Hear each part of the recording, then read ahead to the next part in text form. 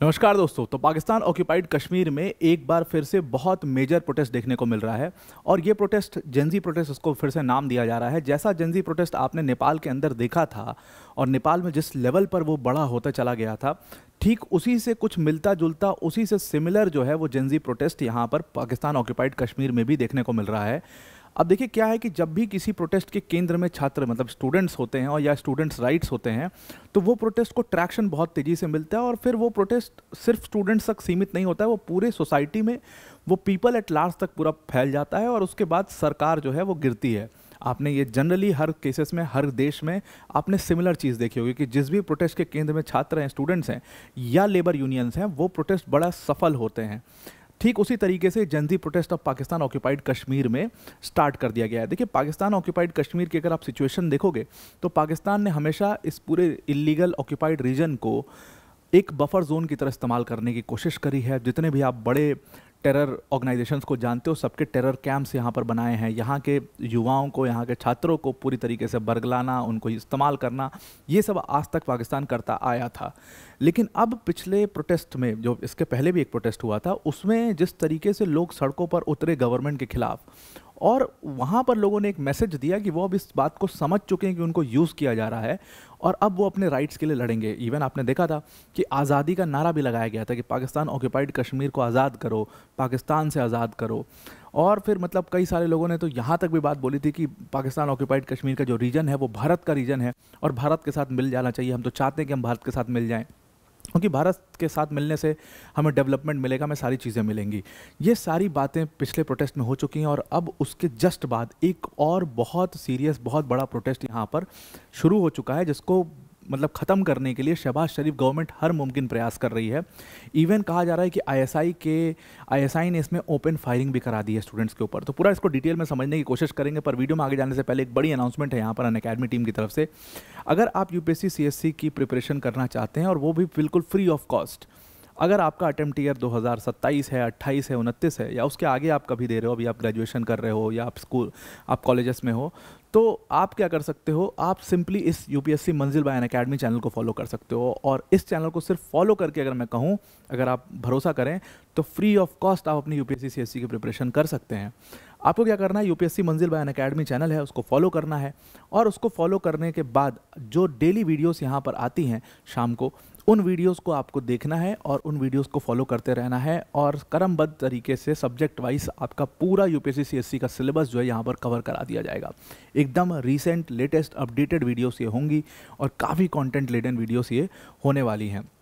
Indian polity मेरे द्वारा वहाँ पर कवर कराया जा रहा है, ज्योग्राफी किंजल सर द्वारा कवर कराया जा रहा है और स्काई सर वहाँ पर हिस्ट्री कवर करा रहे हैं। तो इस चैनल को आप ज़रूर से ज़रूर फॉलो करिए, सब्सक्राइब करके नोटिफिकेशंस को ज़रूर ऑन कर दीजिएगा, ऑल पर क्लिक करके। Now coming back to the topic. अब देखिए पीओके में जो प्रोटेस्ट है वो काफ़ी बड़ा होते चला जा रहा है। ये प्रोटेस्ट एक्चुअली में शुरू कैसे हुआ, ये प्रोटेस्ट बिल्कुल पीसफुल प्रोटेस्ट की तरह शुरू हुआ, बाद में इसको वायलेंट बनाया गया जानबूझ करके। तो शहबाज शरीफ के खिलाफ सारे स्टूडेंट्स ने ये प्रोटेस्ट शुरू किया और वहाँ की जो यूनिवर्सिटी है वहाँ से ये प्रोटेस्ट, मुजफ्फराबाद की जो यूनिवर्सिटी, वहाँ से ये प्रोटेस्ट शुरू हुआ गवर्नमेंट की एजुकेशन पॉलिसीज़ को लेकर के। हुआ क्या, रिसेंटली बहुत सीरियस और मेजर फ़ी हाइक, काफ़ी मैसिव फ़ी हाइक जो है वो वहाँ पर देखा गया और उसके साथ साथ एग्ज़ाम में मतलब जो पूरा एग्ज़ाम का जो रिज़ल्ट आया उसमें भी काफ़ी डिस्क्रिपेंसीज थी। इसके अलावा करिकुलम को लेकर के काफ़ी बच्चों की शिकायत थी, करिकुलम बड़ा लेट चलता है, करिकुलम प्रॉपर फॉलो नहीं होता है, टीचर्स की क्वालिटी लगातार गिरती चली जा रही है और यूनिवर्सिटीज़ को बिल्कुल एकदम इन्होंने बर्बाद कर दिया, एकदम बिल्कुल खंडर कर दिया, बिल्कुल बर्बाद कर दिया। प्रॉपर सुविधाएँ नहीं मिलती यूनिवर्सिटीज़ में, यूनिवर्सिटीज़ की बिल्डिंग्स जो हैं वो बड़ी जर्जर स्थिति में हैं और दुनिया भर के इस तरीके के जो इशूज़ हैं उनको लेकर के एक पीसफुल डिमॉन्स्ट्रेशन छात्रों ने निकाला। और सबसे बड़ी बात क्या थी कि जो स्टूडेंट यूनियन, उसको ही बैन कर दिया था इन्होंने। तो छात्रों ने उसका डिमॉन्स्ट्रेशन सबने मिल करके और बहुत बड़ी संख्या में छात्र जुटे सारी यूनिवर्सिटी के और यूनिवर्सिटी तक ही ये प्रोटेस्ट सीमित था। तो छात्रों ने एक अपना पूरा डिमॉन्स्ट्रेशन, पीसफुल डिमॉन्स्ट्रेशन निकाला और इस पीसफुल डिमॉन्स्ट्रेशन जो है वो शहबाज शरीफ के खिलाफ था, उसकी गवर्नमेंट के खिलाफ नारे लग रहे थे, ये सारी चीज़ें हो रही थी। और तभी तक एक व्यक्ति आता है जिसको पुलिस पहचान रही थी, वो व्यक्ति ओपन फायर करता है इन स्टूडेंट्स के ऊपर और उसके बाद ये प्रोटेस्ट पूरी तरीके से भड़क जाता है, काफ़ी वायलेंट ये प्रोटेस्ट हो जाता है। अब ये दूसरा ऐसा प्रोटेस्ट पीओके के अंदर देखा जा रहा है। इसके पहले भी एक बड़ा ही मेजर अनरेस्ट हुआ था पीओके में, और वहाँ पर उस अनरेस्ट का कारण था वहाँ पर मूलभूत जो सुविधाएं थी उसको लेकर के कई सारे डेवलपमेंटल प्रोजेक्ट्स जो इन्होंने शुरू कर दिए, जो कभी ख़त्म होने का नाम नहीं ले रहे हैं। मतलब 8 साल से 10 साल से डेवलपमेंटल प्रोजेक्ट्स चल रहे हैं पीओके में, और उसके वजह से देखिए कोई भी प्रोजेक्ट जब शुरू होता है, आपने भी देखा होगा आपके एरिया में भी कुछ जैसे हाईवे ओवर ब्रिज वगैरह कुछ बना रहे हैं, या आप मेट्रो पिलर्स विलर डाल के मेट्रो लाइन वाइन बनाते हैं, तो पूरा एरिया जो है थोड़ा सा अस्त व्यस्त हो जाता है, गंदगी हो जाती है, मतलब क्योंकि कंस्ट्रक्शन चल रहा है, जाहिर सी बात है। तो वैसा ही कुछ यहाँ पर पीओके में पिछले 8 साल से 10 साल से ऐसे ऐसे डेवलपमेंटल प्रोजेक्ट्स हैं पिछले 8-8 साल से चल रहे हैं। ये एक बहुत बड़ा मुद्दा रहा उस प्रोटेस्ट का, और उसके साथ जो इलेक्ट्रिसिटी है उसको सस्ते करने का भी एक बहुत बड़ा मुद्दा रहा, टैक्स रिलीफ करने का एक बहुत बड़ा मुद्दा रहा। इन सारे मुद्दों को लेकर के पीओके के लोग जो है वो सड़कों पर आए थे, और वो भी एक पीसफुल डिमॉन्स्ट्रेशन था, लेकिन पाकिस्तान की सरकार ने पूरा लाठी चलवा दिया, गोली चलवा दी उन डिमॉन्स्ट्रेटर्स के ऊपर, और वो भी फिर बाद में चल करके वायलेंट हो गया। अब ये वाला जो प्रोटेस्ट है ये एक्चुअल में मुजफ्फराबाद यूनिवर्सिटी से शुरू हुआ है। मुजफ्फराबाद यूनिवर्सिटी के स्टूडेंट्स ने क्या हुआ, एक्चुअली वहाँ पर एक बहुत ही मैसिव फ़ी हाइक हुई, जिसके बाद बच्चे जो है वो काफ़ी गुस्सा हुए। और दूसरी चीज़ ये थी कि एग्ज़ाम के रिजल्ट्स में काफ़ी डिस्क्रिपेंसी थी। इन्होंने एक न्यू डिजिटल असेसमेंट सिस्टम जो है वो लॉन्च किया था 12th में, मतलब मैट्रिकुलेशन के लिए भी और इंटरमीडिएट लेवल पर भी। और इसको जैसे ही उन्होंने लागू किया इस डिजिटल असेसमेंट सिस्टम को, उसमें रिजल्ट जब आया उसका तो उसमें काफ़ी डिस्क्रिपेंसीज थी, इसको लेकर के बच्चे काफ़ी गुस्सा हो गए असल में। इसीलिए ये सारा प्रोटेस्ट जो है इन बच्चों ने निकाला। खास उसमें मेन मुद्दा यही था, फ़ी हाइक और रिजल्ट की डिस्क्रिपेंसी। और उसके बाद देखा गया उसमें, आप ये ट्विटर पर वीडियोस देख सकते हो, पूरा प्रॉपर एक डिमॉन्स्ट्रेशन जा रहा है, सामने से एक व्यक्ति आ रहा है, बिल्कुल वीडियो में रिकॉर्डेड है, उस व्यक्ति को आप देख सकते हो, उसको आप पहचान सकते हो, ऐसा हाल है।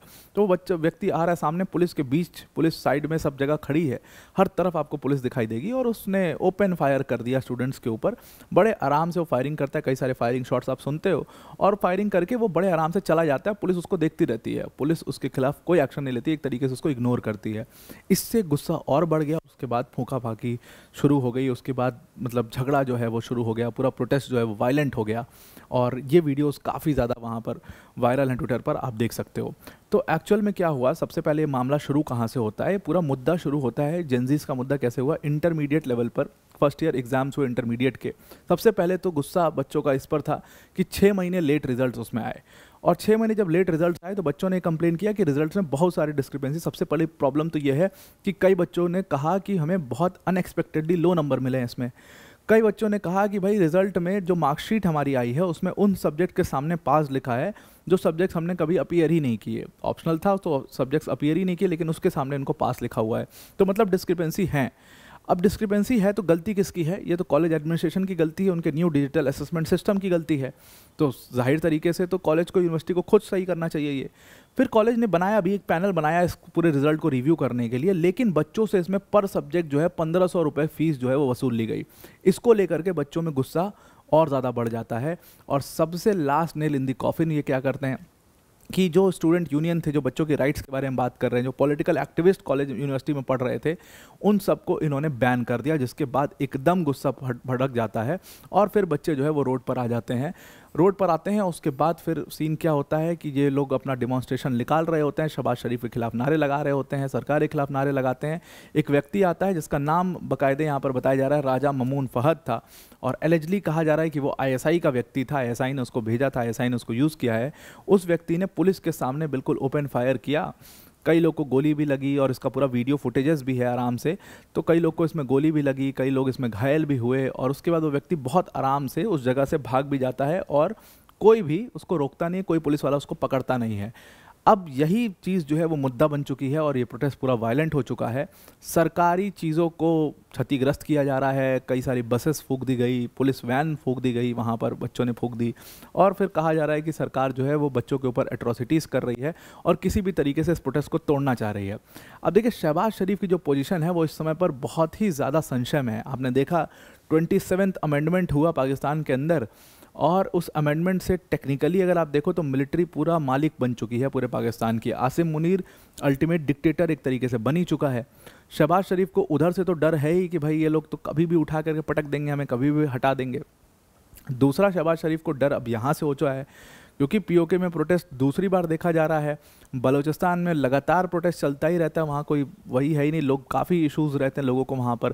खैबर पख्तूनख्वा में टीटीपी ने ऐसी तैसी करी रखी है इनकी, मतलब तीनों फ्रंट पर अगर आप देखो तो इनकी हालत बहुत ज़्यादा ख़राब है। और शहबाज शरीफ को पूरा ये भरोसा है कि कभी भी मेरी सरकार गिर सकती, कभी भी मैं बहुत मुसीबत में आ सकता हूँ। तो वो अपना बैकअप प्लान तो तैयार कर ही रहा होगा। आई नो कि वो अपना सब बैकअप प्लान यूके में वो तैयार करके बैठे हुए हैं, शहबाज शरीफ और उसके सब भाई नवाज शरीफ, उनकी बेटी सब अपना यूके में सेटल्ड हैं, पूरा बढ़िया उन्होंने बैकअप प्लान तैयार कर रखा है, क्योंकि कभी भी उनको भागना पड़ सकता है पाकिस्तान से। तो वहाँ पर जब ये प्रोटेस्ट हुआ तो इस प्रोटेस्ट को रोकने के लिए इसीलिए पूरी कोशिश शहबाज शरीफ कर रहा है, क्योंकि इस प्रोटेस्ट में सारी सिमिलैरिटीज़ हैं नेपाल की तरह। आपने देखा कि नेपाल में बड़े छोटे लेवल से प्रोटेस्ट शुरू हुआ और स्टूडेंट्स का ही प्रोटेस्ट था, और उसके बाद ये बहुत बड़ा बन जाता है। अच्छा, सेम आपने बांग्लादेश में देखा कि वो स्टूडेंट्स के नाम पर ही प्रोटेस्ट शुरू हुआ और उसके बाद वो बहुत बड़ा बना दिया गया। तो वैसा ही कुछ पाकिस्तान में भी हो सकता है, इसीलिए